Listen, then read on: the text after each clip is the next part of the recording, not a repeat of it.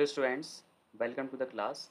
आज के इस लेक्चर में बेटा हम डिस्कस करेंगे अबाउट द इंडिकेटर्स कि इंडिकेटर्स क्या होते हैं और इनिशियल इंट्रोडक्शन भी करेंगे एसिड बेस और सॉल्ट्स का कि एसिड बेस और सॉल्ट्स क्या होते हैं, एसिड्स क्या होते हैं, बेसिस क्या होते हैं, सॉल्ट्स क्या होते हैं और उन पर इंडिकेटर्स की एक्शन क्या होती है। ठीक है, तो ये चीज़ करने वाले हैं। तो लेट मूव ऑन टॉपिक। तो टॉपिक का बेटा जो नाम है, जैसा कि आपको पता है कि एसिड बेसिस एंड सॉल्ट्स। ठीक है, तो सबसे पहले आपको ध्यान रखना है कि हम लोग यहाँ पे एसिड के बारे में इनिशियली पढ़ेंगे, बेसिस क्या होते हैं और सॉल्ट्स क्या होते हैं। ठीक है, so let begin. Just see these pictures. तो जैसे बेटा आप इन पिक्चर्स को देखोगे, so the babies are just like making different type of faces, right. तो आपने भी ऐसा कभी फील किया होगा कि whenever you eat a substance, अगर आप कोई भी एक ऐसा सब्सटेंस जब लेते हो एंड डिफरेंट टाइप का फेस और टेस्ट जब फील होता है, तो कुछ ऐसे फेसेस आपको दिखते हैं। ठीक है, तो ये जो फेसेस होते हैं तो किसकी वजह से भाई, these child are not knows about the taste of like lemon, but कहीं ना कहीं इनको जो है लेमन टेस्ट कराया गया so that they are making different type of faces, right. तो अगर हम बात करेंगे, ये जो लेमन हमने यहाँ पे लिया हुआ है कि इसके अंदर जो है बेटा एक सब्सटेंस होता है, केमिकल सब्सटेंस होता है जो कि एक एसिड है। और एसिड जो होते हैं वो टेस्ट में कैसे होते हैं, खट्टे होते हैं। अगर हम बात करेंगे श्योर इन टेस्ट होते हैं, सो दैट कि जब भी इनको ये टेस्ट कराया गया so they are feeling like different type of phases, right. अब यहाँ पे लेमन जो है उसके अंदर क्या होता है, एक केमिकल सब्सटेंस होता है। उस केमिकल सब्सटेंस को क्या बोलते हैं बच्चों, एसिड कहते हैं। ठीक है, देखो जरा, तो हमने यहाँ पे समझना है कि व्हाट आर एसिड, एसिड्स क्या होते हैं। तो देखो बेटा, एसिड की हम बात करेंगे तो यहाँ पे डेफिनेशन आपको देखने को मिलेगी कि व्हाट आर एसिड। तो आप यहाँ पढ़ोगे तो हमने कहा गया है कि एसिड की जो डेफिनेशन होती है वो ये है बेटा, substances which are sure in taste and have acidic ingredients and their solution are acids। मतलब सब्सटेंस, मतलब हम यहाँ पे ऐसे सब्सटेंसेस की बात करेंगे जो कि टेस्ट में कैसे होते हैं, खट्टे होते हैं। मतलब अगर किसी सब्सटेंस को अगर आप टेस्ट कर रहे हो और अगर वो टेस्ट करने के बाद अगर वो खट्टा फील होता है, तो ऐसे सब्सटेंसेस को हम लोग क्या बोलते हैं, एसिड बोलते हैं। ठीक है, तो मतलब यहाँ पे ध्यान रखना है कि जो टेस्ट होगा वो कैसा होगा, सोर टेस्ट होगा। और कहीं ना कहीं ये जो मिलते हैं वो एसिड इंग्रेडिएंट्स के अंदर वो मिलते हैं। और इनका जो सॉल्यूशन होता है वो भी कैसा होता है, उनके सॉल्यूशन को हम लोग क्या बोलते हैं, एसिड्स कहते हैं। ठीक है, अब देखो बेटा, सबसे पहला एग्जांपल हमारे पास लेमन का ही आ जाता है। तो आप लोग इसे जानते होंगे कि ये लेमन है ना। और ये क्या है, ये विनेगर है। और ये क्या है, टर्मिंट है, टोमेटो है ना। तो अब सबसे पहले हम बात करते हैं कि जो लेमन होता है ना, उसके अंदर कौन सा एसिड होता है। तो आप लोग देख पा रहे होंगे कि लेमन के अंदर कौन सा एसिड होता है, सिट्रिक एसिड। तो आपको ध्यान रखना है कि जो लेमन जब आप समर में या जब कभी उसे यूज़ करते हो, तो उसके अंदर जो केमिकल सब्सटेंस होता है, जो एसिड होता है, उस एसिड का नाम क्या होता है, सिट्रिक एसिड बेटा उसका नाम होता है। ठीक है, और अगर बाय द वे अगर इसका मॉलिक्यूलर फॉर्मूला भी अगर पूछा जाता है, तो इसका जो मॉलिक्यूलर फॉर्मूला होता है दैट इज अ C6H8O7। ठीक है, स्ट्रक्चर की आस्किंग जो है जनरली नहीं की जाएगी, ये हायर लेवल पे डिस्कस किया जाता है, बट आपको इवन मॉलिक्यूलर फॉर्मूला तो आपको पता ही होना चाहिए। ठीक है, विनेगर के तो आप बारे में आप जानते होंगे, विनेगर के अंदर जो एसिड होता है उसका नाम क्या होता है, एसिटिक एसिड होता है। ठीक है, फॉर्मूला क्या होता है, CH3COOH। जो टर्मिंट होती है उसके अंदर कौन सा एसिड होता है, टार्ट्रिक एसिड होता है। ठीक है, और टार्ट्रिक एसिड का जो मॉलिक्यूलर फॉर्मूला होता है that is a C4H6 and O6। ठीक है, टमाटो की बात करेंगे तो टमाटो के अंदर होता है ऑक्जेलिक एसिड और इसका जो मॉलिक्यूलर फॉर्मूला होता है दैट इज अ C2H2O4। तो आपने यहाँ पे 4 केमिकल सब्सटेंसेस को जाना जो आपके सराउंडिंग में होते हैं। भाई लेमन भी बहुत कॉमन है ना, लेमन आपको सराउंडिंग में घर पे भी किचन में भी मिल जाता है।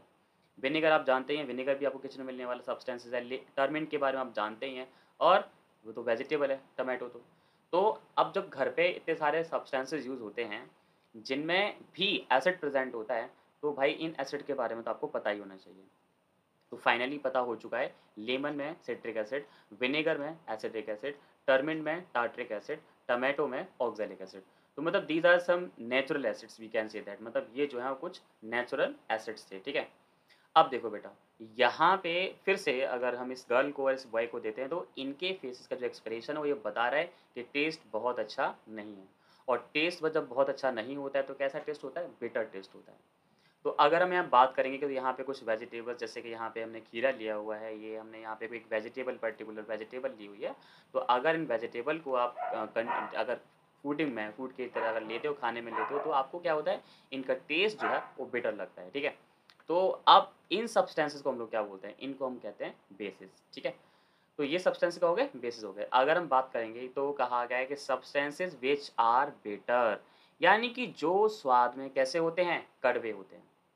जो सब्सटेंसेस स्वाद में कड़वे होते हैं उन सब्सटेंसेस को क्या कहा जाता है? बेसिस।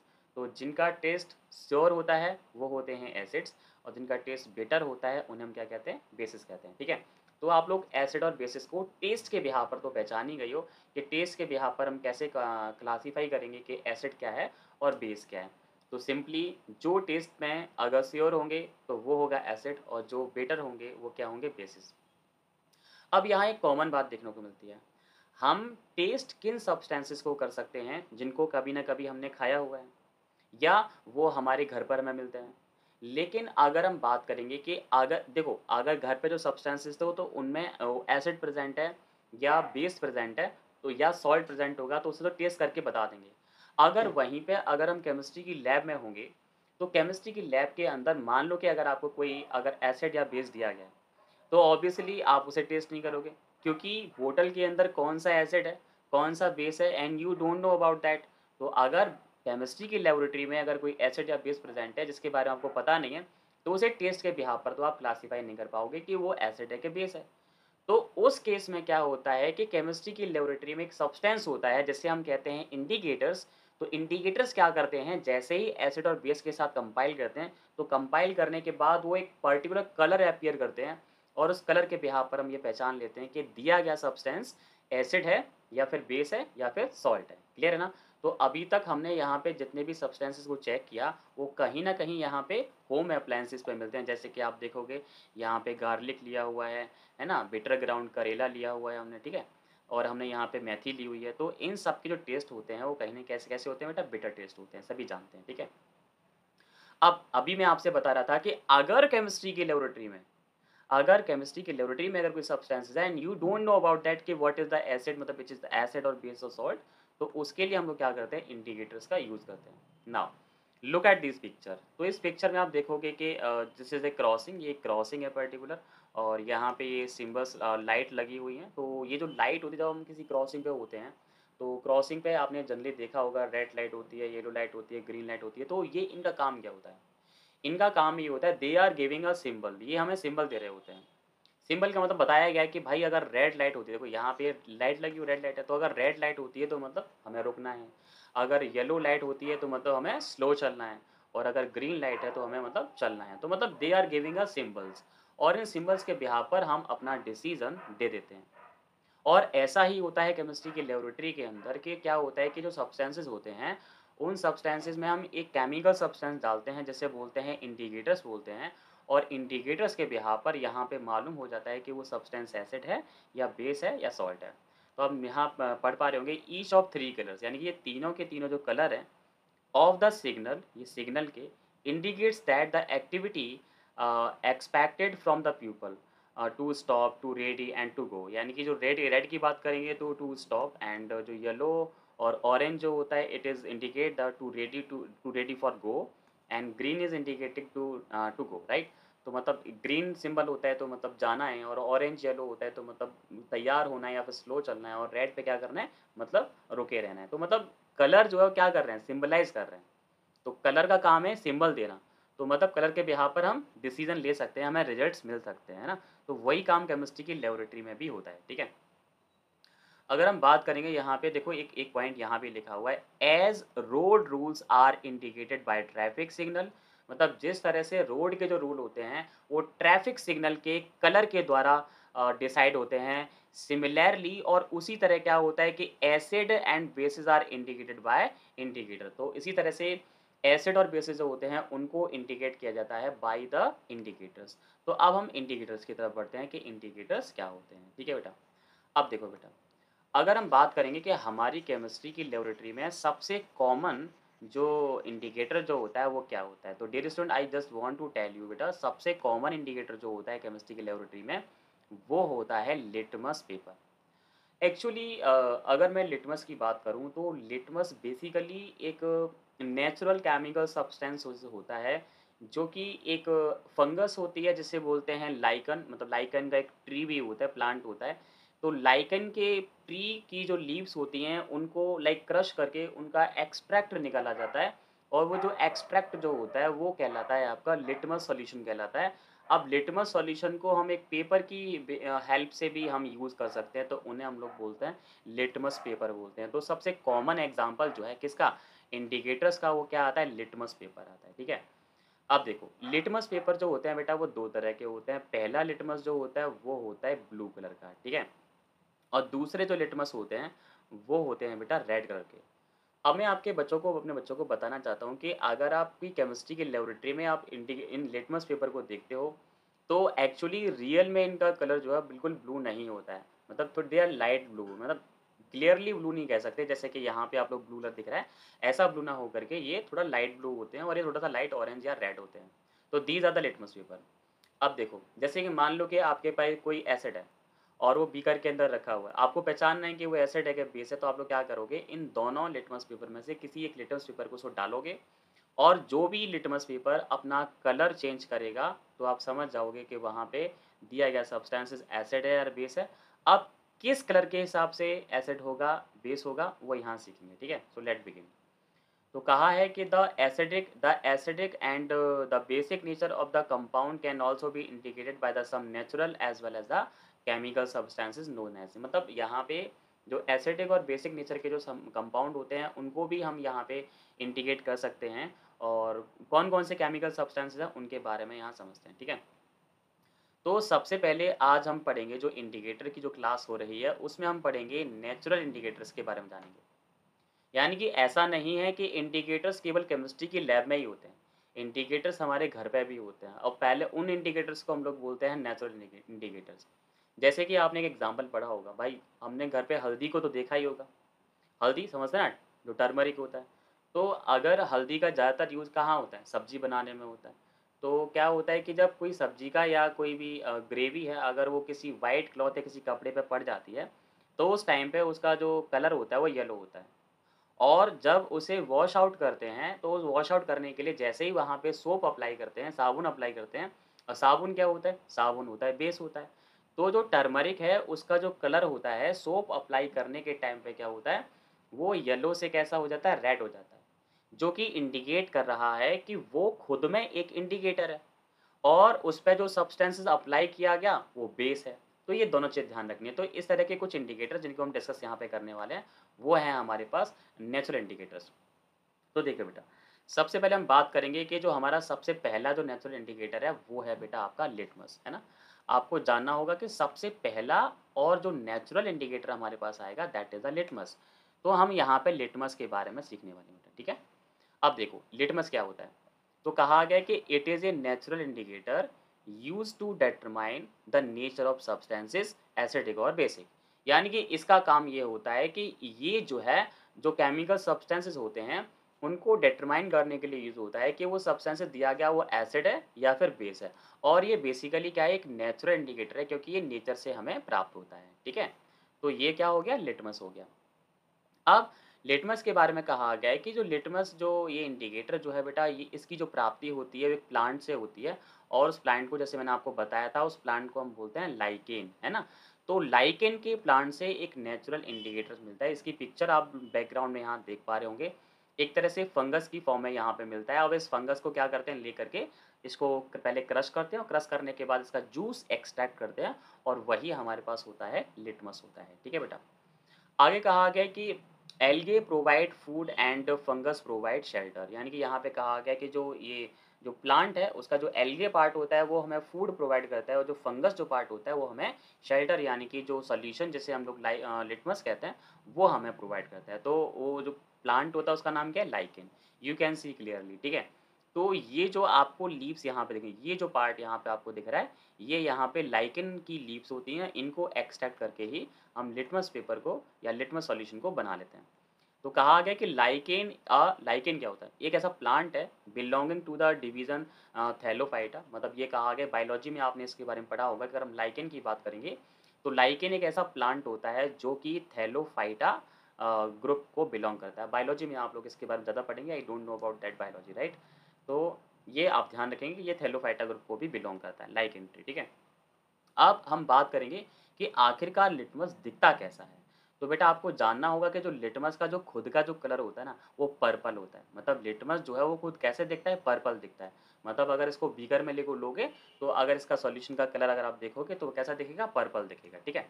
अब देखो, आप यहाँ नोटिस करोगे कि हम अब केमिस्ट्री की लैबोरेटरी में आ गए। हमने यहाँ पे 2 बीकर लिए हुए हैं, जैसे कि मान लो कि ये हमारे पास बीकर नंबर 1 है और ये मान लो कि ये हमारे पास बीकर नंबर 2 है। अब इनमें यहाँ पे कोई भी एक सॉल्यूशन भरा हुआ है, पर हमें पता ही नहीं कि सॉल्यूशन कौन-सा है ना? सॉल्यूशन के बारे में हमें नहीं पता कि कौन-सा सॉल्यूशन है। बट हम यहाँ पता करेंगे कि इनमें कौन-सा सॉल्यूशन है, ये पता करेंगे। उसके लिए हमने यहाँ पे क्या किया हुआ है, आप इस पेपर की स्ट्रिप को देख पा रहे होंगे और इसका जो कलर है ना, वो कैसा है? रेड है। अगर इसका कलर रेड है, इट मीन्स यहाँ पे ये कैसा है? रेड लिटमस पेपर है और इसको उसमें डाला, सॉल्यूशन में डाला, अभी चेक किया हमने, यहाँ पे क्या हुआ? देखो दोनों डालते हैं। आपने एक बार डाला रेड लिटमस डाला और एक बार डाला आपने ब्लू डाला। देखो, पहले हमने रेड डाला, ठीक है? देखो दोबारा से डालते हैं।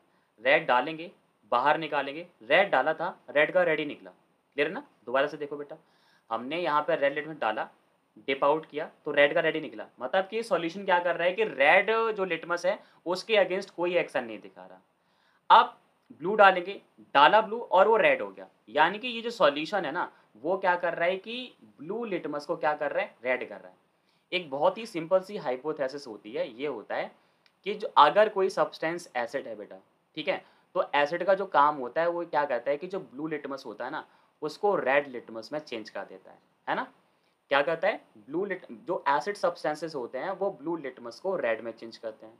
और अगर मान लो कि दिया गया सब्सटेंसेस अगर मान लो कि वो बेसिस है, तो बेसिस का काम ये होता है कि वो रेड लिटमस को ब्लू में चेंज कर देते हैं।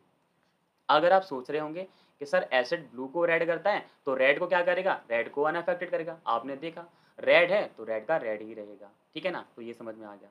तो हमें समझ में आ गया कि red remains red and blue changes into red. यानी कि जो रेड लिटमस था, वो तो रेड का रेड ही रहा और जो ब्लू लिटमस था, वो कैसा हो गया? वो रेड हो गया। तो अब अगर ये कैरेक्टरिस्टिक्स होती है, तो दिया गया सब्सटेंसेस कैसा होगा? कैसा होगा बेटा? वो होगा एसिड। अब देखो सेकंड बीकर में काम करते हैं। सबसे पहले क्या डाला बेटा? ब्लू डाला एंड ब्लू डालने के बाद वो ब्लू ही रहा। मतलब कि ये सॉल्यूशन जो मतलब ब्लू लिटमस के अगेंस्ट कोई एक्शन नहीं दिखा रहा। ये सॉल्यूशन जो बीकर नंबर 2 में है, वो ब्लू लिटमस के अगेंस्ट कोई एक्शन नहीं दिखाता है, तो मतलब समझ में आ गया कि जो सब्सटेंसेस है, वो एसिड तो नहीं हो सकता। क्लियर है? अब देखो रेड डालेंगे, रेड डालने के बाद वो कैसा हो गया? ब्लू हो गया। तो मतलब ये वाला जो सॉल्यूशन है, वो ब्लू लिटमस के अगेंस्ट एक्शन दिखा रहा है, तो blue remains blue and red changes into blue. तो हमने यहाँ पे दोनों बीकर में देखा कि भाई 2 सॉल्यूशन अलग-अलग ही होंगे, तभी तभी तो अलग-अलग एक्शन दिखा रहे हैं ना। देखो पहले सॉल्यूशन की बात करेंगे, तो ब्लू को वो रेड कर रहा है और सेकंड वाला सॉल्यूशन जो वो क्या कर रहा है? रेड को ब्लू कर रहा है। तो मतलब यहाँ पे दोनों बीकर में सॉल्यूशन अलग-अलग हैं। अगर इनके जानने की बात करेंगे तो यहाँ पे ये होता है कि एसिड, मतलब पहले वाले बीकर में सब्सटेंस लिया गया, वो क्या लिया होगा? एसिड। मैंने आपको बता दिया। क्योंकि एसिड का काम ये होता है कि ये यहाँ पे चेंज करते हैं किसको? ब्लू लिटमस को रेड में चेंज करते हैं। क्लियर ना बेटा? तो एसिड का काम क्या होता है भाई? ब्लू लिटमस को किस में चेंज करना? रेड में। और अगर हम सेकंड बीकर की बात करेंगे, तो सेकंड बीकर में क्या होगा कि वहाँ पे हमने लिया हुआ है क्या? बेस। क्योंकि बेस का काम क्या होता है कि बेस क्या करते हैं कि भाई रेड लिटमस को ब्लू में चेंज करते हैं। तो कंक्लूजन यहाँ पे आ चुका है कि भाई यहाँ पे पहले बीकर में है एसिड और दूसरे बीकर में है बेस। क्योंकि लैब में आने के बाद इनको पी करके तो टेस्ट करके तो नहीं बता सकते। भाई घर पे जो एसिड और जो बेस होते हैं, वो यहाँ पे डाइल्यूटेड होते हैं, मतलब कि कोरोसिव नेचर के नहीं होते, तो मतलब उनको तो टेस्ट करके बता सकते हैं। लेकिन केमिस्ट्री की लैब में इसी तरह से सबसे पहला और क्लास 10th का जो कॉमन यूज़ है, वो यही है कि लिटमस की एक्शन के द्वारा हम बड़ी ही आसानी से बता सकते हैं कि दिया गया सब्सटेंसेस एसिड है या बेस है। आई होप कि आपको ये चीज़ पार्ट समझ में आया होगा। अगर आपको नंबर समझ में नहीं आया तो फिर भी आप कमेंट बॉक्स में कमेंट करके पूछ सकते हैं, ठीक है? अब देखो बेटा, फाइनली यहाँ पे कंक्लूजन आ गया है कि भाई जो ब्लू लिटमस पेपर होता है, वो क्या कर रहा है? वो टर्न करता है वो रेड में टर्न हो जाता है ना? On dipping the acid. And red litmus क्या होता है कि वो टर्न ब्लू हो जाता है बाय द एल्कलीज। एल्कलीज का मतलब बेटा यहाँ पे बेस है, ध्यान रखना, ठीक है? तो मतलब कहा गया है blue litmus, blue litmus paper जब होता है वो रेड में चेंज हो जाता है। कब होता है? जब उसे एसिड में डिप करते हैं। और जो रेड लिटमस पेपर है वो ब्लू हो जाता है जब उसे एल्कली यानी कि बेस के साथ डिप करते हैं। ठीक है बेटा, ये बात तो आप समझ ही गए। क्लियर? आगे देखो बेटा, अब हम बात करेंगे कि यहाँ पे जो इंडिकेटर जो यूज़ किया है, वो बेटा न्यूट्रल इंडिकेटर है। और साथ साथ वो नेचुरल भी है। मतलब न्यूट्रल इंडिकेटर आगे, क्योंकि हमें एसिडिक और बेसिक इंडिकेटर पढ़ने हैं, तो फिलहाल ये न्यूट्रल इंडिकेटर होता है और इसे नेचुरल इंडिकेटर भी यहाँ पे हम लोग कह सकते हैं, क्योंकि ये लाइकेन से मिलके बना होता है। अब देखो, यहाँ पे नेचुरल सब्सटेंसेस की बात करते हैं। तो नेचुरल इंडिकेटर्स क्या होते हैं? तो कहा गया कि natural indicators can also be prepared from, किससे बना सकते हैं भाई? एक यहाँ पे नेचुरल इंडिकेटर की बात कर रहे हैं, तो यहाँ पे एक ट्री है जिसे यहाँ पे पिटूनिया ट्री कहा जाता है। तो अगर आप यहाँ पे इस ट्री को देख पा रहे होंगे, तो ये जो ट्री है that is the petunia tree, है ना? ये पिटूनिया ट्री है। तो पिटूनिया ट्री के द्वारा भी हम यहाँ पे क्या कर सकते हैं, एक इंडिकेटर्स यहाँ पे बना सकते हैं, है ना? और वो इंडिकेटर जो होगा वो कैसा होगा? एसिडिक इंडिकेटर होगा। दूसरा इंडिकेटर हमारे पास आता है टर्मरिक। देखो आप देख पा रहे होंगे टर्मरिक। अब टर्मरिक की बात करेंगे तो टर्मरिक क्या होता है? हल्दी होती है। तो हल्दी से भी हम यहाँ पे एक नेचुरल इंडिकेटर बना सकते हैं। दूसरा हमारे पास आता है जिरेनियम आता है। जिरेनियम का प्लांट आप लोग यहाँ देख पा रहे होंगे। ये जिरेनियम का प्लांट जो होता है ये भी बेटा यहाँ पे एक नेचुरल इंडिकेटर है ना? तो जिरेनियम हो गया और टर्मरिक हो गया और पिटूनिया हो गया। तो पिटूनिया, टर्मरिक एंड जो हमारे पास जिरेनियम जो है, एक और ले लिया हमने बीट रूट ले लिया, जिसे हम लोग शकरकंद भी कहते हैं, सॉरी शलगम जो कहते हैं, शकरकंद होता है, शलगम जो होता है, इनका जो रेड एक्सट्रैक्ट होता है ये भी बेटा किसकी तरह काम करता है? इंडिकेटर्स की तरह काम करता है। और एक और सब्सटेंसेस आता है, वो आता है हमारे पास रेड कैबेज आ जाता है। तो आपने कैबेज, एक कैबेज तो आपने देखी होगी, एक ग्रीन वाली होती है और एक रेड वाली होती है। ये कैबेज भी आपने मार्केट्स में देखी होगी। तो फाइनली अगर आप देख पा रहे हो तो यहाँ पे कौन कौन से सब्सटेंसेस नेचुरल इंडिकेटर्स का काम कर सकते हैं?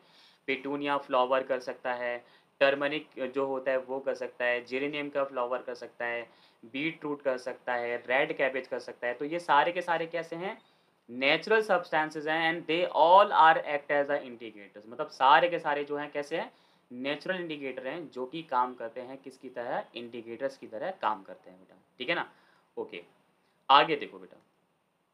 अब हमने क्या किया हुआ है कि रेड कैबेज ले लिया हुआ है ना, रेड कैबेज।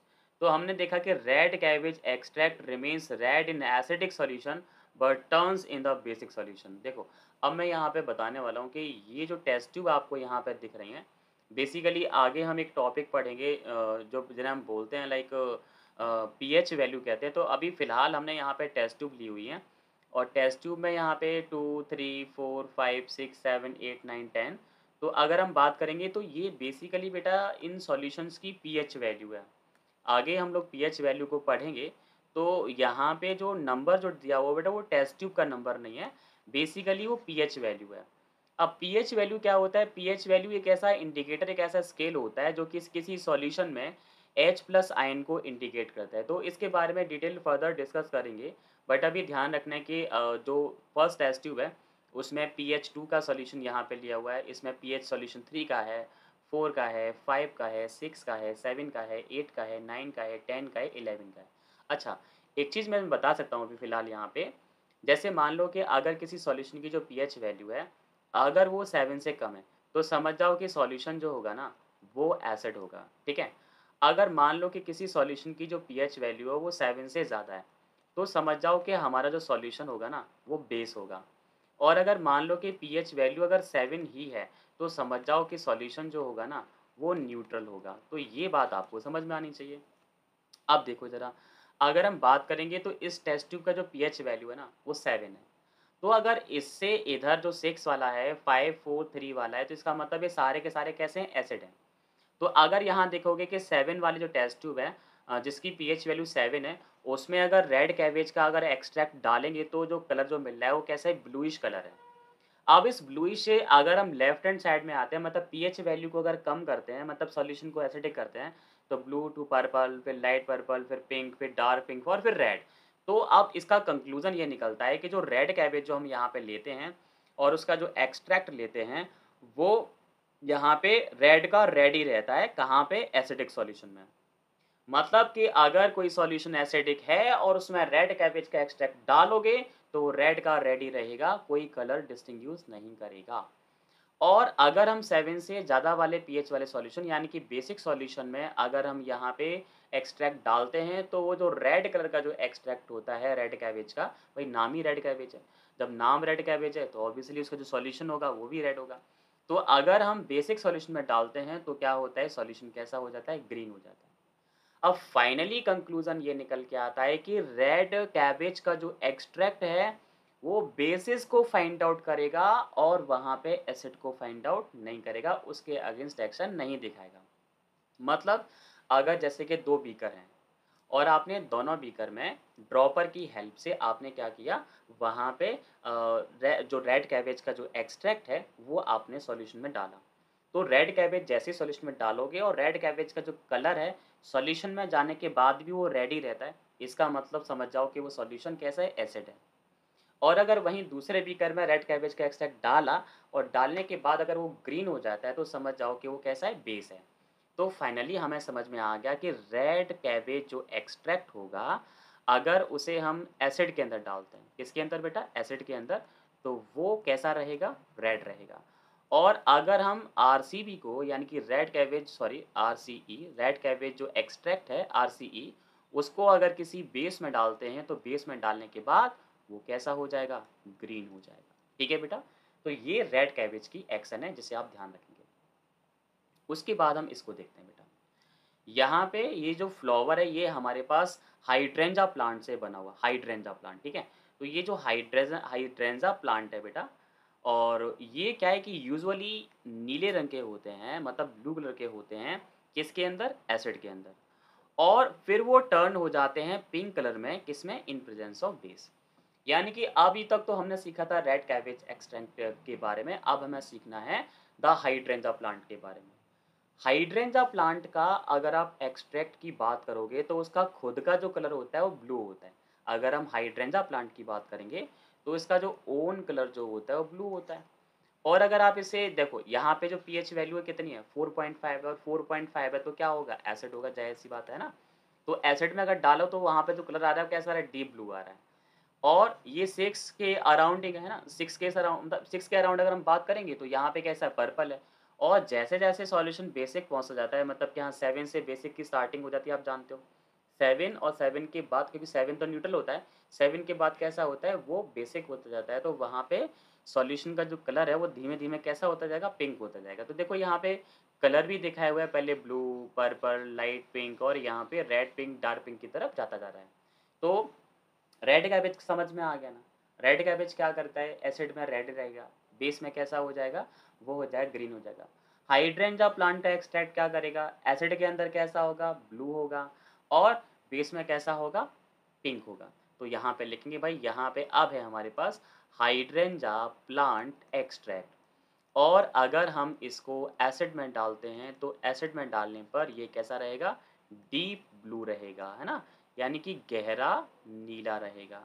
और अगर हम इसे बेस में अगर डालते हैं तो बेस में डालने पर जो कलर आएगा वो कैसा आएगा, पिंक आएगा। ठीक है ना। तो 2 नेचुरल इंडिकेटर्स की एक्शन तो आपने सीख ली। अब समझते हैं टर्मरिक के बारे में, सीखते हैं, ठीक है। तो देखो ज़रा, अब हमने यहाँ पे कुछ यहाँ पे बाउल्स ली हुई हैं, इन बाउल्स की हम बेटा बात करेंगे, ठीक है। तो देखो बेटा, इन बाउल्स की बात करेंगे तो जो पहला वाला जो बेटा हमारे पास बाउल है, इसमें हमने क्या लिया हुआ है, टर्मरिक एंड प्लस वाटर, मतलब इसमें टर्मरिक भी है और वाटर भी है। इसमें लेमन जूस है, इसमें क्या है, ब्लीच एंड प्लस वाटर, यानी कि ब्लीचिंग पाउडर है ना। ब्लीचिंग पाउडर की बात करेंगे, ये जो कि बेसिक नेचर का होता है, लेमन जूस तो आप जानते ही हैं एसिडिक नेचर का होता है, और टर्मरिक प्लस वाटर ये ले लिया। अब हमने क्या किया कि टर्मरिक वाटर को पहले हमने डाला इसके अंदर, मतलब लेमन जूस के अंदर। फिर इसके बाद एक बारी हमने कहाँ डाला, ब्लीचिंग पाउडर के अंदर डाला, मतलब ब्लीच प्लस वाटर के अंदर डाला। तो आपने नोटिस किया कि भाई जो लेमन जूस जो था वो पहले जो था वो अब यहाँ पे येलो हो गया, जबकि टर्मरिक का जो खुद का जो कलर होता है वो कैसा होता है, येलो होता है। तो लेमन के जूस के अंदर येलो का येलो ही रहा। मतलब कि समझ में आता है कि भाई जो टर्मरिक है, जो कि इटसेल्फ एक इंडिकेटर है, वो एसिडिक सॉल्यूशन में कोई कलर नहीं देगा। मतलब अगर एसिड है तो एसिड का एसिड ही रहेगा। लेकिन अगर सॉल्यूशन अगर हमारा बेस है तो बेस में यहाँ पे आपको इस तरह का एक रेड कलर सॉल्यूशन यहाँ पे देता है। तो समझ में आ गया कि भाई जो टर्मरिक है ना, वो किस तरह के सॉल्यूशन को अफेक्टेड करेगा, वो करेगा भाई किसको, बेस को। तो यहाँ पे लिखा भी हुआ है भाई, यहाँ पढ़ सकते हैं। मैनी टाइम, यानी कि बहुत बार, we have notice that yellow stain of curry on a white cloth which is due to the presence of turmeric in curry turns reddish brown when we soap is scrubbed on it. यानी कि कई बार आपने ये देखा होगा कि अगर हम मान लो कि कुछ खाना खा रहे हैं और उसकी जो करी है वो व्हाइट क्लॉथ पर अगर गिर जाती है, तो जिससे क्या होता है कि अगर हम सोप अप्लाई करते हैं तो वो वहाँ पे स्क्रब करते हैं तो वो कैसा हो जाता है, वो रेड हो जाता है। This is due to the fact the soap solution is basic nature, यानी कि सोप सॉल्यूशन जो होता है वो बेसिक नेचर का होता है, इस वजह से हुआ है। और जो टर्मरिक थी वो एक इंडिकेटर थी और उसने क्या किया, उस स्टेन को क्या कर दिया भाई, रेड ब्राउन कर दिया, है ना। तो आपने ध्यान रखना है कि टर्मरिक क्या करेगी, रेड ब्राउन में चेंज कर देगी। किसको करेगी, किसको करेगी, बेसिस को करेगी। मतलब अगर बेसिस में अगर हम डालेंगे, जैसे कि आपने नोटिस भी किया था कि भाई ये जो है वो रेड ब्राउन यहाँ पे एक सॉल्यूशन यहाँ पे बन के आ गया। तो आपको पता है कि भाई टर्मरिक किसके अगेंस्ट एक्शन करेगी, तो देखो ज़रा, जैसे कि हमने अभी पढ़ा था हाइड्रेंजा प्लांट एक्सट्रैक्ट पढ़ा था, रेड कैबेज एक्सट्रैक्ट पढ़ा, ऐसे हमें पढ़ना है कि अगर मान लो कि टर्मरिक एक्सट्रैक्ट है या टर्मरिक सॉल्यूशन है, तो अगर हमारे पास सॉल्यूशन अगर एसिड है, तो एसिड में तो कैसा रहेगा, येलो का येलो ही रहेगा, क्लियर है ना। और अगर हम इसे बेस में अगर डालते हैं तो बेस में डालने के लिए यहाँ पे जो कलर आएगा वो कैसा आएगा, रेड ब्राउन कलर बेटा यहाँ पे आएगा। क्लियर है ना बेटा, समझ में आया ना, ठीक है। तो देखो अब तक हमने यहाँ पे तीन जो नेचुरल इंडिकेटर्स हैं उनके बारे में यहाँ पे सीख लिया है, ठीक है। अब हमें सीखना है कि कुछ और इंडिकेटर्स लेके आने वाले हैं जो कि हैं synthetic indicators, all factory indicators and the universal indicator. अभी तीन इंडिकेटर और बचे हुए हैं, ठीक है। सिंथेटिक इंडिकेटर किन्हें कहते हैं, जो लेबोरेटरी में बनाए जाते हैं, केमिकल सब्सटेंसेस होते हैं। तो देखो हमने लिखा सिंथेटिक इंडिकेटर्स एंड यहाँ पे कहा गया कि इन्हें हम आर्टिफिशियली बनाते हैं, क्योंकि कहा गया है कि ये आर्टिफिशियली प्रिपेयर्ड होते हैं, मतलब इनको बनाया जाता है। जैसे take two unknown solution of two different beakers, यानी कि हमने क्या किया, दो बीकर ले लिया और उसमें क्या है कि एक अननोन सॉल्यूशन है, ठीक है ना, अननोन सॉल्यूशन के दो बीकर हमने यहाँ पे ले लिए। लेने के बाद हमने यहाँ पे एक इंडिकेटर्स डाला हुआ है जिसका नाम है फिनोफ्थेलाइन। बहुत ही इंपॉर्टेंट और प्यारा इंडिकेटर है बेटा यहाँ पे। अब फिनोफ्थेलाइन की एक या दो ड्रॉप दोनों में डालेंगे। अब होता है क्या है कि अगर मैं बात करूँ यहाँ पे फिनोफ्थेलाइन की, तो फिनोफ्थेलाइन का एक सिंबल भी होता है केमिस्ट्री में, जिसे एच के द्वारा शो करते हैं। एच से शो करने का रीज़न ये होता है कि फिनोफ्थेलाइन जो होता है वो एक एसिडिक इंडिकेटर है ना बेटा। फिनोफ्थेलाइन जो है कैसा है, एसिडिक इंडिकेटर है, जो कि एसिड के साथ कोई एक्शन नहीं दिखाता, यानी कि बेसिक मीडियम में ही एक्शन दिखाएगा। और किस तरह से दिखाता है, अगर मान लो कि मैं यहाँ पे एच लेता हूँ, यानी कि हमने फिनोफ्थेलाइन ले लिया। अब फिनोफ्थेलाइन को अगर आप एसिड में डालते हो, अब क्योंकि एसिड क्या है, एसिड तो खुद ही एसिड है, अब उसमें ये एच भी एसिडिक इंडिकेटर, तो यहाँ पे क्या होगा कि यहाँ पे कोई भी कलर नहीं आएगा। तो यहाँ पे हम कह सकते हैं नो कलर, यानी कि ट्रांसपेरेंट सॉल्यूशन ही रहेगा। लेकिन जैसे ही अगर आप बेसिस में डालते हो, तो बेसिस में डालने के बाद वहाँ पे सॉल्यूशन का जो कलर है वो कैसा हो जाएगा, पिंक हो जाएगा बेटा, ठीक है। तो ये चीज़ आपको ध्यान रखनी है। तो हमने क्या किया, फिनोफ्थेलाइन लिया, इंडिकेटर्स यहाँ पे लिया और उसकी एक या दो ड्रॉप यहाँ डालेंगे और वहाँ चेक करेंगे कि भाई कोई कलर चेंज हो रहा है या फिर नहीं हो रहा है, ठीक है। तो देखो बेटा, अब एक ड्रॉप डाली हमने और हमने यहाँ पे सॉल्यूशन को रोटेट भी किया। मतलब एक ड्रॉप डालने के बाद पहले तो हमने क्या किया, ड्रॉप डाली और ड्रॉप डालने के बाद जैसे ही सॉल्यूशन को हम यहाँ पे लाइक रोटेट करेंगे तो वहाँ पे कोई कलर ही नहीं आया। अब क्योंकि कलर नहीं आया तो समझ गया कि कोई कलर नहीं है, इसका मतलब दिया गया सॉल्यूशन जो होगा यहाँ पे क्या होगा, एसिड होगा, ठीक है। अब हम लेते हैं दूसरी टेस्ट, दूसरा बीकर लेते हैं। उसमें हम जैसे ही ड्रॉप डालेंगे तो जो सॉल्यूशन का जो कलर होगा वो कैसा हो जाएगा, पिंक हो जाएगा। तो अगर सॉल्यूशन कलर पिंक हो जाता है तो समझ में आता है कि ये जो सॉल्यूशन जो बीकर में लिया है वो कैसा है, बेस है। तो कलरलेस टू कैसा हो गया, पिंक हो गया। तो कलरलेस टू पिंक हो जाता है तो समझ जाओ कि ये बेस है और पहला वाला जो बीकर था उसमें क्या था, एसिड था। तो समझ में आ गया कि भाई जो फिनोफ्थेलाइन होता है कि एसिड के अंदर क्या करता है, कोई कलर नहीं देता, लेकिन बेसिस के अंदर क्या करता है, पिंक कलर यहाँ पे देता है। तो ठीक है, तो समझ में आ गया। देखो अब यहाँ पे फिनोफ्थेलाइन की तो बात हमने करी ही थी। तो some chemical substances such as phenolphthalein, जिसके बारे में अभी हमने सीखा। एक सब्सटेंसेस और भी होता है जिसे हम लोग मिथाइल ऑरेंज कहते हैं, और एक होता है ईओसिन। तो फिनोफ्थेलाइन और मिथाइल ऑरेंज बहुत ही कॉमन यहाँ पे देखने को मिलते हैं। देखो मिथाइल फिनोफ्थेलाइन का जो सिंबल है वो एच है। तो मैंने अभी आपको बताया कि अगर आप इसे एसिड में डालोगे तो ध्यान रखना है कि नो कलर आएगा, और अगर इसे बेस में डालते हो तो यहाँ पे पिंक कलर आएगा, ठीक है। ऐसे ही मिथाइल ऑरेंज जो होता है उसका सिंबल यहाँ पे MeOH होता है, जो कि ये बताता है कि वो बेसिक इंडिकेटर है। तो बेसिक इंडिकेटर है तो बेस के अगेंस्ट तो कोई एक्शन दिखाएगा नहीं, तो बेस में यहाँ पे क्या आएगा, नो कलर आ जाएगा। और अगर आप इसे एसिड में अगर डालते हो तो ध्यान रखना है कि यहाँ पे आएगा रेड। अच्छा, यहाँ पे नो कलर तो नहीं कह सकते, यहाँ पे बेसिस के केस में ये जो देता है ना, वो येलो देता है, येलो। तो बेसिस में येलो और एसिड की बात करेंगे तो रेड, तो ये चीज़ें आपको ध्यान रखनी होगी, ठीक है? ये देखो बेटा, ये क्या है? एसिड है, और ये क्या है? मिथाइल ऑरेंज, और ये क्या है? एल्कली। यानी कि मिथाइल ऑरेंज को जैसे ही हमने डाला किसमें? बेस में, एल्कली में डाला, कैसा कलर आया भाई? येलो।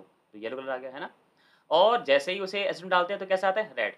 फिनोल्फ्थेलाइन की बात करेंगे, तो फिनोल्फ्थेलाइन जैसे ही हम डालेंगे, बेस में डालेंगे, जिसकी पीएच वैल्यू 10 है, तो पिंक हो गया। अगर हम 7 या उससे कम बार डालते हैं तो कोई भी कलर नहीं आएगा। तो फिनोल्फ्थेलाइन और मिथाइल ऑरेंज के बारे में भी हमने सीख लिया, और ये जो इंडिकेटर थे ये सिंथेटिक इंडिकेटर्स होते हैं। अब देखो, यहाँ पे हमने HCl लिया, रेड लिटमस डालेंगे तो आपको पता है ना, जैसे रेड लिटमस डालोगे तो रेड लिटमस एसिडिक इंडिकेटर के साथ कोई चेंज नहीं करता। लेकिन ब्लू होता है, वो क्या होता है? अगर ब्लू डालोगे, देखो, रेड लिटमस ये सॉल्यूशन है, मतलब देखो जैसे रेड लिटमस पेपर होता है ना, वैसे सॉल्यूशन भी होता है। तो आपको पता है कि एसिड का काम जो होता है वो किसको टर्न करता है? रेड को थोड़ी ना करता है, किसको करता है? ब्लू को करता है। तो अगर सॉल्यूशन कैसा होगा? ब्लू होगा, तो अब ब्लू को क्या करेगा? वो टर्न कर देगा, किस में कर देगा? रेड में कर देगा, ठीक है? फिनोल्फ्थेलाइन कलरलेस ही रहता है, हमने सीखा। मिथाइल ऑरेंज क्या करता है? रेड में आ जाता है। H2SO4 सल्फ्यूरिक एसिड है भाई, सेम ही चीज़ें होंगी। Red litmus no change, blue litmus भाई ब्लू होगा वो टर्न हो जाएगा, रेड में चेंज हो जाएगा। उसके बाद फिनोल्फ्थेलाइन कलरलेस रहेगा, और मिथाइल ऑरेंज को कैसा कर देगा? रेड कर देगा, क्योंकि दोनों ही एसिड थे। नाइट्रिक एसिड ये भी एसिड है, तो सेम ही चीज़ें होंगी, no change, turn blue, colourless, turn red, ठीक है? एसिटिक एसिड आ गया तो सेम ही चीज़ें होंगी, no change, turn blue, colourless, turn red, क्योंकि सारे के सारे कैसे हैं? एसिड हैं। अब देखो यहाँ पे थोड़ा सा ऑरेंज आ गया, क्योंकि यहाँ पे ये वाला जो एसिड है वो वीक एसिड है, जिसकी पीएच वैल्यू थोड़ी सी ज़्यादा हो जाती है, तो वो रेड से थोड़ा सा रेड, लाइट रेड यानी कि ऑरेंज हो जाता है। उसके बाद सोडियम हाइड्रोक्साइड बेस है, तो बेस की चीज़ें अलग होंगी, ये टर्न ब्लू हो जाएगा, मतलब रेड को ब्लू कर देगा। उसके बाद यहाँ पे ध्यान रखना है कि यहाँ पे क्या होगा? नो चेंज होगा, यहाँ पे पिंक हो जाएगा, और यहाँ पे क्या हो जाएगा? येलो। कैल्शियम हाइड्रोक्साइड भी सेम चीज़ें ही होंगी, सारी चीज़ें जो पहले हो रखी हैं वही होंगी। पोटेशियम हाइड्रोक्साइड बेस है, सेम चीज़ यहाँ पे होंगी जो ऊपर हो रखी हैं। मैग्नीशियम हाइड्रोक्साइड बेस है, सेम चीज़ें होंगी, पीएच वैल्यू थोड़ी सी यहाँ पे चेंज हो जाएगी। और अमोनियम हाइड्रोक्साइड ये भी बेस है, सारी चीज़ें वैसी ही होंगी जो ऊपर हो रखी हैं। तो हमने समझ लिया कि भाई एसिड और बेस के अगेंस्ट फिनोल्फ्थेलाइन और जो लिटमस होता है और मिथाइल ऑरेंज जो होता है वो किस तरह से एक्शन करता है, इन सारी एक्शंस को भी आपको जानना है बेटा, ठीक है? तो फाइनली हमने यहाँ पे फिर से एक एक्सट्रैक्ट, देखो अभी तक तो हम लोग सीख रहे थे, क्या सीख रहे थे? हम लोग सीख रहे थे भाई ये जो इंडिकेटर थे, ये इंडिकेटर जो थे वो कलर के बिहाफ पर चीज़ें बता रहे थे। लेकिन अब क्या होता है कि इनके अलावा कुछ ऐसे इंडिकेटर्स भी होते हैं जो कि लाइक ओडर के बिहाफ पर, ओडर का मतलब होता है लाइक सुगंध, है ना? तो हम यहाँ बात करेंगे ओडर की बात करेंगे। तो ओडर का मतलब होता है प्यारे बच्चों सुगंध होता है। यानी कि अब ऐसे सब्सटेंसेस की बात करेंगे जो कि ओडर के बिहाफ पर बताएंगे कि दिया गया सब्सटेंसेस एसिड है या बेसिस है। तो इसके लिए क्या ले रखा है भाई? ओनियन ले रखी है। अब अगर हम ओनियन लेते हैं या फिर ओनियन का एक्सट्रैक्ट लेते हैं और 2 बीकर में के अंदर डालते हैं इनको, तो देखते हैं भाई क्या ही होगा। तो ओनियन की जो ओडर है, सभी जानते होंगे कि ओनियन जो ओडर आती है उसके अंदर, है ना? तो देखो, यहाँ पे ओनियन की एक्सट्रैक्ट जो है जा रही है, तो सभी जानते हैं भाई, सबने देखा ही होगा, सबने इसकी सुगंध ली होगी। तो इसकी जो ओडर होती है वो कैसी होती है? पंजेंट होती है, यानी कि बहुत ज़्यादा बेकार टाइप की होती है, जो आपको परेशान करती है, पंजेंट स्मेल होती है ना? अब हमने इन दोनों को सॉल्यूशन के अंदर डाल दिया, ठीक है? ओनियन को हमने कहाँ डाला? हमने ओनियन को जैसे ही दोनों सॉल्यूशन में डाला, डालने के बाद क्या होगा कि ओनियन की जो स्मेल है, वो पहले वाले बीकर से आना बंद हो गई, और दूसरे वाले बीकर से अभी भी आ रही है ना? मतलब पहले वाले बीकर से, या ये अगर मान के चले कि ये हमारे पास बीकर 1 है और ये बीकर यहाँ पे 2 है, तो यहाँ पे हो ये रहा है, पहले बीकर से ओनियन की जो ऑर्डर है अभी भी आ रही है और दूसरे वाले से आना बंद हो गई है। तो यहाँ पे onion smell remains at as it is, यानी कि पहले बीकर में एज इट इज़ है और दूसरे वाले में वो जा चुकी है। तो ध्यान रखना है कि अगर जिसमें से कंटिन्यू आ रही है तो वो सॉल्यूशन एसिड होता है, जिसमें से आना बंद हो जाए तो कैसा होता है? बेस होता है। आपने कभी सुना होगा कि जब कभी भी हम घर पे प्याज खाते हैं तो क्या होता है, ये कहा जाता है कि जब उसकी जो पंजेंट स्मेल निकलती है तो वो आँखों को भी इफ़ेक्ट करती है, जिससे कि आपके आँसू निकलते हैं और उसकी स्मेल बहुत बेकार होती है। तो हम लोग ये कहते हैं कि भाई एक काम करो कि प्याज को धो लो पानी के साथ और फिर उसको खाओ, तो उसकी ओडर जो चली जाती है। अब वो क्यों होता है? क्योंकि पानी क्या है? बेस है, वीक बेस है। तो वो क्या करता है कि ओनियन की एक्सट्रैक्ट को बहुत हद तक कम कर देता है। तो ओनियन की जो स्मेल होती है वो पानी से इसीलिए चली जाती है, क्योंकि पानी क्या है? लिटिल बिट बेस है। और एसिड के अगेंस्ट क्या करेगा, तो एसिड के अगेंस्ट कोई भाई रिएक्शन अगर एसिड में डालोगे तो उसकी जो स्मेल है, जो ओडर है, वो कंटिन्यू आती रहेगी। तो फाइनली हमने यहाँ पे समझ लिया है कि ओनियन एक्सट्रैक्ट के बिहाफ पर भी एसिड बेस पता कर सकते हैं। ओनियन एक्सट्रैक्ट या ओनियन क्या करेगी, एसिडिक मीडियम में एज इट इज ऑर्डर देती रहेगी, और बेसिक मीडियम में ओनियन की जो ऑर्डर है वो डिसअपियर हो जाएगी, गोज ऑफ हो जाएगी। तो फाइनली इस तरह के जो इंडिकेटर होते हैं इन्हें हम कहते हैं ऑल फैक्ट्री इंडिकेटर, यानी कि जो इंडिकेटर ऑर्डर के बिहाफ पर एसिड बेस को पता लगाते हैं उन्हें कहते हैं acid base sorry all factory indicator. तो हमने कहा है कि इन एसिड के अंदर क्या हो रहा है कि स्मेल जो है ना, स्मेल एसिड के अंदर, एसिड के अंदर स्मेल जो है वो क्या है, रिमेन सेम, बट बेसिस में गोज ऑफ चली जाती है। तो मतलब यहाँ पे ओनियन भी जो है क्या है, एक इंडिकेटर है ना। देखो जरा, आपने कई बार यहाँ पे कुछ इस तरह की चीज़ें भी देखी होंगी कि कई बार क्या होता है कि हमारे नोज़ के जो नॉस्ट्रल्स होते हैं वो कभी-कभी बंद हो जाते हैं, और हम लोग देखो या नोज़ के अंदर यहाँ पे एक ऑल्फैक्टरी बल्ब होता है। ऑल्फैक्टरी बल्ब का मतलब जो सुगंध को सूंघता है ना? तो यहाँ पे अगर हम कोई भी ऑर्डर यहाँ पे लेते हैं तो उसकी जो सेंसेस हैं वो हमें बताती हैं कि भाई कि किसी भी तरह की ऑर्डर आ रही है कि नहीं आ रही है। तो ऑर्डर के भी आप इतना ऑर्डर आ रही है वो नहीं सीखना है, बस हमें सीखना है कि भाई इंडिकेटर क्या काम कर रहा है। तो ऑल फैक्ट्री इंडिकेटर क्या होता है, since this indicator works on smell, क्योंकि इंडिकेटर जो है स्मेल के बेसिस पर, स्मेल सेंसेस के बेसिस पर काम कर रहा है, तो इस तरह के इंडिकेटर को हम लोग बोलते हैं ऑल फैक्ट्री इंडिकेटर्स कहते हैं। ठीक है, एग्जाम्पल के में आ गया कि भाई एसिड होएगा तो odour remains as it is, base होगा तो ऑर्डर गोज ऑफ। ठीक है, ऑल्फैक्टरी इंडिकेटर की बात करेंगे तो कहा गया certain substances whose odour changes in acidic और basic medium are known as the olfactory indicator. मतलब जिन इंडिकेटर की स्मेल एसिड और बेस में चेंज हो जाती है उन्हें कहते हैं ऑल्फैक्टरी इंडिकेटर। जैसे कि ओनियन हो गया, अब क्लोव हो गया हमारे पास। ठीक है, ओनियन हो गया, दूसरा क्या आता है, क्लोव आ जाता है, यानी कि जैसे लौंग कहते हैं, लौंग भी एक ऑल्फैक्टरी इंडिकेटर है। अब एक वनीला एसेंस हो गया, वनीला एसेंस भी बेटा एक ऑल्फैक्टरी इंडिकेटर है जो कि ऑर्डर के बिहाफ पर बताता है। एंड यूकेलिप्टस हो गया, जैसे नीलगिरी भी बोलते हैं, तो ये भी जो है एक हमारे पास ऑल्फैक्टरी इंडिकेटर्स हैं। अब इन सब की बात करेंगे तो क्या होता है कि एसिडिक मीडियम में तो क्या होता है कि इनकी ऑर्डर आती रहती है, लेकिन बेसिक मीडियम में चली जाती है। चाहे आप ओनियन ले लीजिए, चाहे क्लोव ले लीजिए, चाहे वनीला एसेंस ले लीजिए, या फिर यूकेलिप्टस ले लीजिए। ठीक है बेटा, अब बात आती है फाइनली लास्ट इंडिकेटर बचता है जिसे बोलते हैं यूनिवर्सल इंडिकेटर्स, है ना। तो what is the universal indicator, तो बेटा यूनिवर्सल इंडिकेटर एक ऐसा इंडिकेटर होता है, कोई भी सॉल्यूशन हो, कोई भी कितनी भी पीएच रेंज का हो, चाहे वो एसिड हो, बेस हो, न्यूट्रल हो, है ना, सबके अगेंस्ट कोई ना कोई कलर देगा, है ना, उसे हम बोलते हैं यूनिवर्सल इंडिकेटर बोलते हैं। तो यूनिवर्सल इंटीग्रेटर के लिए चाहे pH 1 हो, चाहे pH 2 हो, किसी भी रेंज का, मतलब मैं अगर कहूँ कि अगर मान लो कि pH रेंजेस जो होती हैं वो 0 से लेकर के 14 तक होती हैं, तो इन हर एक रेंजेस में यूनिवर्सल इंडिकेटर एक अपना पर्टिकुलर कोई ना कोई कलर अपीयर करेगा, जिसके बिहाफ पर हम pH वैल्यू भी पता कर सकते हैं और वहाँ पे एसिड बेस का पता भी लगा सकते हैं। तो कैसे पता लगाएंगे वो देखो बेटा, ये यहाँ पे डिफरेंट कलर्स आपको दिख रहे होंगे। जैसे कि मान लो कि आप यूनिवर्सल इंडिकेटर की एक ड्रॉप डालते हो और कुछ इस तरह का डार्क रेड सॉल्यूशन यहाँ पे मिल के आता है, तो समझ जाओ कि सॉल्यूशन की पीएच वैल्यू 0 है। और अब 0 है तो मैं पहले ही बता चुका हूँ कि भाई pH value is less than 7, तो सॉल्यूशन कैसा होगा, एसिड होगा, है ना। अगर पीएच वैल्यू अगर 7 ही है तो सॉल्यूशन कैसा होगा, वो सॉल्यूशन होगा, वो न्यूट्रल होगा, है ना। और अगर पीएच वैल्यू अगर 7 से ज़्यादा है तो सॉल्यूशन कैसा होगा, वो बेसिस होगा। तो अगर न्यूट्रल है तो वो ग्रीन देगा, न्यूट्रल न्यूट्रल में कैसा होता है इंडिकेटर, ग्रीन देता है। और ग्रीन से लाइट ग्रीन, ब्लू, ब्लू, फिर डार्क ब्लू, फिर इस तरह से वो धीमे धीमे कुछ इस तरह का कलर यहाँ पे डार्क पर्पल तक चला जाता है, और ये रेड की तरफ जाएगा। तो यहाँ पे ध्यान रखना है कि रेड अगर होएगा तो एसिड होगा, ठीक है। और ये डार्क ब्लू तक हो जाए, मतलब जैसे ब्लू ही मान लेंगे, डार्क ब्लू अगर होगा तो कैसा होगा, बेस होगा। So this is all about the universal indicator. ये क्या काम करता है भाई, किसी को भी पता लगा लेगा, यूनिवर्सल है, सबको पता लगा लेगा। Universal indicator not only tells us whether the given solution acidic or basic, but we can also judge now how strong acid or basis can be। मतलब इससे केवल ये पता नहीं लगेगा कि एसिड है या बेस है, इससे ये भी मालूम पड़ जाएगा कि कितना ज़्यादा एसिडिक है और कितना ज़्यादा बेसिक है। जितना ज़्यादा रेड उतना ज़्यादा एसिडिक, जितना ज़्यादा ब्लू उतना ज़्यादा बेसिक होगा। तो ये होता है बेटा आपका एसिडिक इंडिकेटर, ठीक है। तो फाइनली आप लोगों को एसिडिक इंडिकेटर तक मैंने सारे जितने भी इंडिकेटर थे सारे इंडिकेटर्स की जानकारी दी। अब आपको क्या करना है, वीडियो को बहुत ध्यान से देखना है और एक A4 साइज के पेपर सारे इंडिकेटर को क्लासीफाइड करो भाई। पहले आपको ध्यान रखना है कि नेचुरल इंडिकेटर्स, उनके पॉइंट्स लिखो। फिर सिंथेटिक इंडिकेटर्स लेके आओ, है ना, जिन्हें हम कलर्स इंडिकेटर भी कहते हैं, और फिर ऑल फैक्टर इंडिकेटर्स।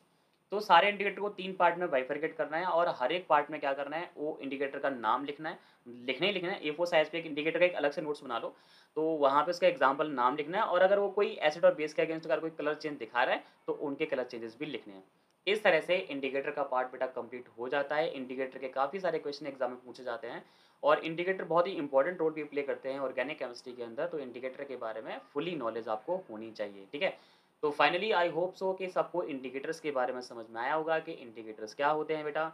लेकिन वीडियो देखने के बाद, वीडियो पॉज करते हुए आपको एक A4 साइज़ का एक नोट्स भी बनाना है, ठीक है बेटा। तो नेक्स्ट जो टॉपिक होगा वो हम एसिड और बेसिस के बाद डिस्कस करेंगे। तो फाइनली आज हमने क्या किया है, इंडिकेटर्स को कवर अप किया है, ठीक है बेटा। I hope you people understand very well, and thank you for watching this video, right.